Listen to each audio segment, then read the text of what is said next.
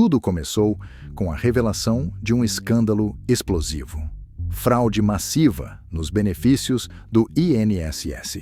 Documentos e cruzamentos de dados expuseram um esquema em que milhares de pessoas, muitas delas sem vínculo com o serviço público ou em situação financeira confortável, estariam recebendo aposentadorias e auxílio-doença indevidos. O sistema, que já era problemático, foi escancarado como vulnerável. Um parágrafo aberto no qual atravessaram não apenas cidadãos demandando direitos legítimos, mas também agentes públicos e operadores de facilidades partidárias. Enquanto o governo tentava apagar o incêndio, Bolsonaro ganhou as redes com memes e críticas afiadas. Um governo que frauda o INSS e culpa os companheiros, diziam. As vozes de movimentos sindicais se dividiram. Corrupção do Instituto Nacional do Seguro Social, famoso INSS. Ao contrário da narrativa, repetida a exaustão pelas gargantas de aluguel na imprensa, não foi o governo quem tomou a iniciativa de investigar essa fraude bilionária. Quem denunciou publicamente o escândalo foi o jornalista Luiz Vassalo, em 27 de março de 2024, que inclusive relatou a relutância do governo em divulgar os dados solicitados. Segundo ele, o aumento injustificável do faturamento dessas associações, desses sindicatos, foi constatado pela Lei de Acesso à Informação, dados que o INSS, de início, se recusou a fornecer. Foram meses de recusa e de recursos. Alguns defenderam a necessidade urgente de auditorias. Outros clamaram por renúncia do ministro responsável. Uma atmosfera de revolta que se espalhou junto com mensagens de trabalhadores, percebendo que, no dia que deveria celebrar sua força, estavam sendo traídos pela incompetência do Estado. E aí veio o golpe final na imagem de Lula, a ausência no evento. Ele não compareceu, não falou. Deixou um vácuo onde deveria haver liderança. Uma liderança que hoje está visivelmente desconectada da raiz. No discurso oficial subsequente, tentaram aliviar a pressão com uma fala que transbordou cinismo. Foram os companheiros que erraram, mas o erro não foi apenas deles. Foi de um sistema que permitiu que o esquema existisse. É o sistema que falhou com o trabalhador brasileiro. Culpar companheiros, no fim das contas, é assumir que o problema está internamente, mas não assumir responsabilidade real. Já o presidente da Câmara, respirando aliviado com o momento, propôs imediata CPI do INSS. Bom, tem mais. Logo depois da publicação da denúncia no site Metrópolis, a Controladoria Geral da União enviou a seguinte mensagem ao jornalista, aspas, a partir da sua reportagem, abrimos uma investigação preliminar.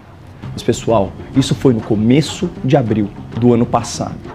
De lá para cá, bilhões de reais foram roubados de idosos vulneráveis, mostrando que as instituições, sob comando de Lula e seus apaniguados, foram, na verdade, omissas. Essas instituições foram, no mínimo, negligentes. Eles sabiam das dezenas e dezenas de milhares de processos judiciais contra o INSS, contra os sindicatos, contra as associações. Eles sabiam do desfalque bilionário nas contas públicas. Mas eles sabiam que a imprensa sabia. E que, portanto, era impossível abafar o escândalo e não fazer nada. Por isso, ao invés de não fazerem nada, o governo Lula e seus indicados decidiram fazer muito pouco. E só agora, um ano e alguns bilhões de reais depois, tomaram a providência mais óbvia, que é afastar algum dos potenciais envolvidos. Mágico é o contraste imediato após a ausência de Lula.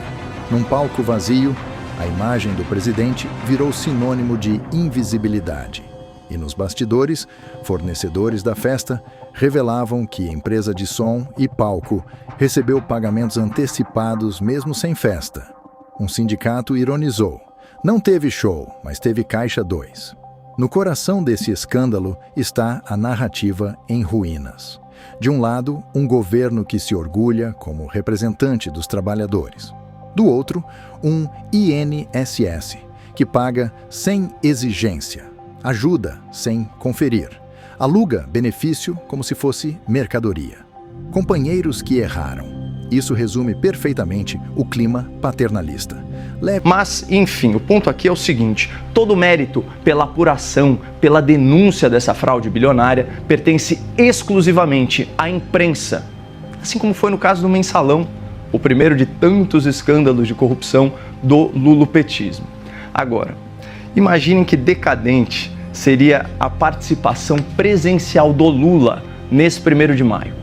Um presidente com vasta experiência em escândalos de corrupção, que lidera um governo com menos de 30% de aprovação e que tem medo de afastar o seu ministro da Previdência, falando aí para uma plateia de sindicatos, de associações que potencialmente acabaram de roubar bilhões de reais de idosos vulneráveis. É óbvio que o Lula regou, porque o Lula é politicamente covarde. Ele terceiriza suas responsabilidades políticas, suas responsabilidades econômicas, suas responsabilidades penais, inclusive. Grave demais para quem deveria dirigir com seriedade. Alguns governadores, aliados, sugeriram uma saída imediata. Tosagem com cortesia, chamavam. Reduções imediatas de benefícios fraudulentos, seguidos por recategorização criteriosa. Mas a solução virou palanque eleitoral, com oposição lembrando que a crise não começou ontem. Ela cresceu com Lula, se consolidou com o PT, governando por décadas. É a montanha-russa de incompetência, resumiu um empresário que depende do comércio local. Nas redes, a frustração tomou conta. Trabalhadores autônomos, que viram seus colegas serem prejudicados por decisões arbitrárias do INSS, espalharam vídeos dizendo que a festa do Dia do Trabalhador virou Dia da Vergonha. Sindicalistas lembravam que o 1º de maio foi construído com lutas de quem trabalhava, não com discursos ausentes e benefícios liberados à torto e à direito, sob favorecimentos.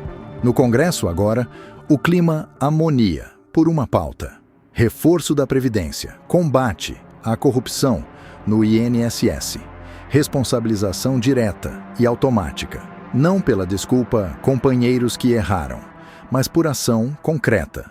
E Lula, que representa o símbolo máximo dessa crise mal administrada, ainda não se pronunciou publicamente com coerência. A narrativa dele se tornou pequeno surto de defesa antes de ele sumir do pódio, e ainda culpando aliados.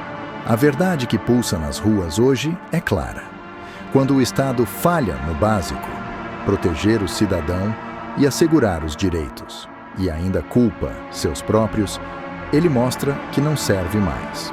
A ausência de Lula no 1º de maio, somada à fraude no INSS, escancara uma crise sistêmica que exige reforma profunda